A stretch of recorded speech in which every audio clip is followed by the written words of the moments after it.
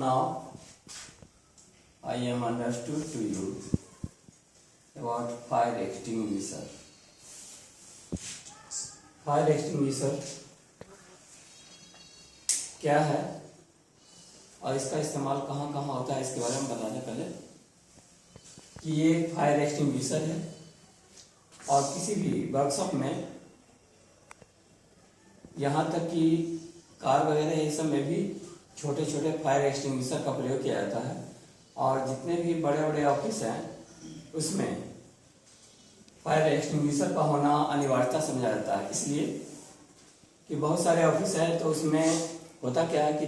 तरह तरह का दस्तावेज होता है, कागज पत्र होता है जो इम्पोर्टेंट रोल निभाता है सारे स्टाफ का। फायर एक्सटिंग्विशर ऑफिस में तो लगना है, साथ साथ जो हमारा वर्कशॉप है, ट्रेनिंग सेंटर है,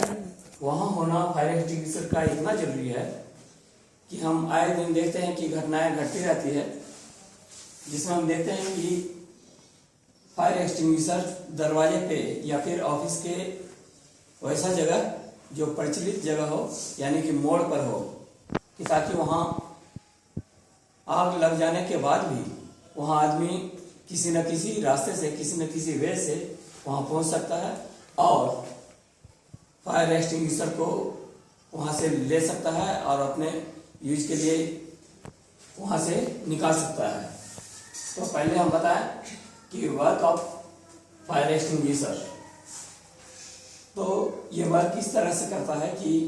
पहले तो हम ये जान जाते हैं कि क्लासिफिकेशन ऑफ फायर का क्लासिफिकेशन हो जाना चाहिए कि किससे आग लगा, ये पहचानना जरूरी होता है। जैसे हम बताएं कि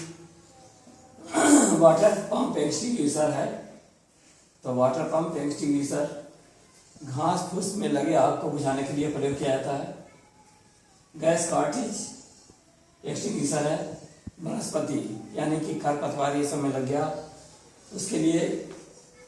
गैस कार्ट्रिज एक्सटिंग्विशर का प्रयोग किया जाता है। उसके बाद हम देखते हैं कि कार्बन डाइऑक्साइड एक्सटिंग्विशर है तो रासायनिक का नहीं मतलब कि कोई केमिकल के द्वारा लगा हुआ है आग, तो जैसे डीजल है, मोबिल है, केरोसिन है, इसमें अगर आग लग गया बड़े पैमाने पर तो हम फायर एक्सटिंग्विशर चेंज करते हैं समय के अनुसार या फायर के जो प्रवृत्ति है उसके अनुसार।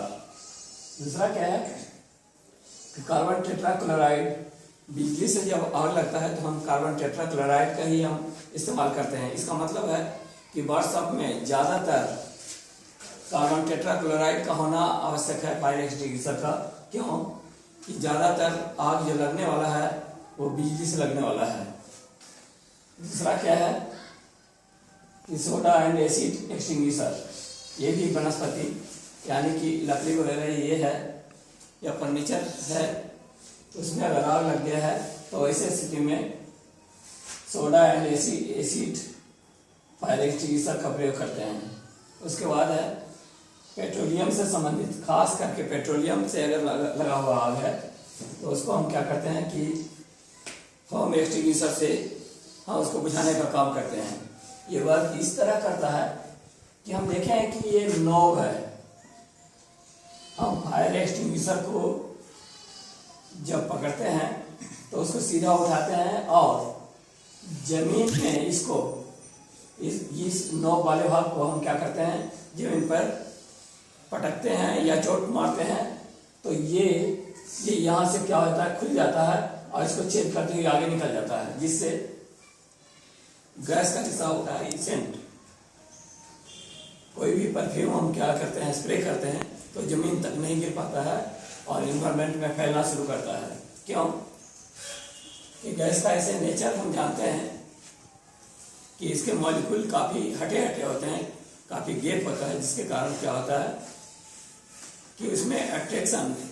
एक मॉलिक्यूल को दूसरे मॉलिक्यूल से अट्रैक्शन बिल्कुल नहीं के बराबर में होता है। तो ऐसा कहा जाए कि अगर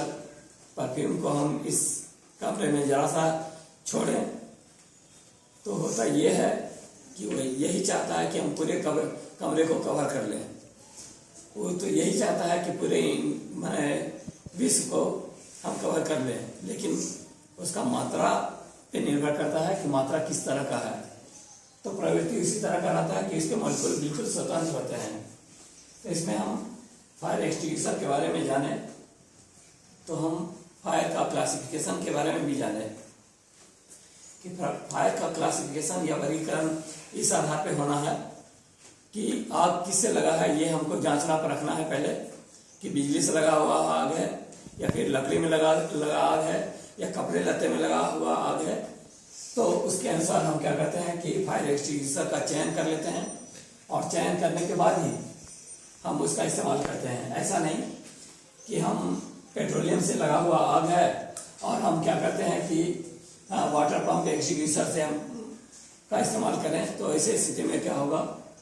कि हम आग पे कंट्रोल नहीं पा सकते हैं। ऐसे स्थिति में फायर एक्सटिंग्विशर बेकार चला जाएगा और यूं ही हम परेशान होते रहेंगे, लेकिन उस पर कंट्रोल पाया नहीं जा सकता है। ठीक उसी प्रकार हम बिजली के बारे में जाने कि बिजली का से लगा हुआ आग है तो कार्बन टेट्राक्लोराइड ही फायर एक्सटिंग्विशर बना है। और कार्बन टेट्राक्लोराइड जब हम चयन कर लेते हैं तो उसका इस्तेमाल करने के लिए हम जान गए हैं कि इसको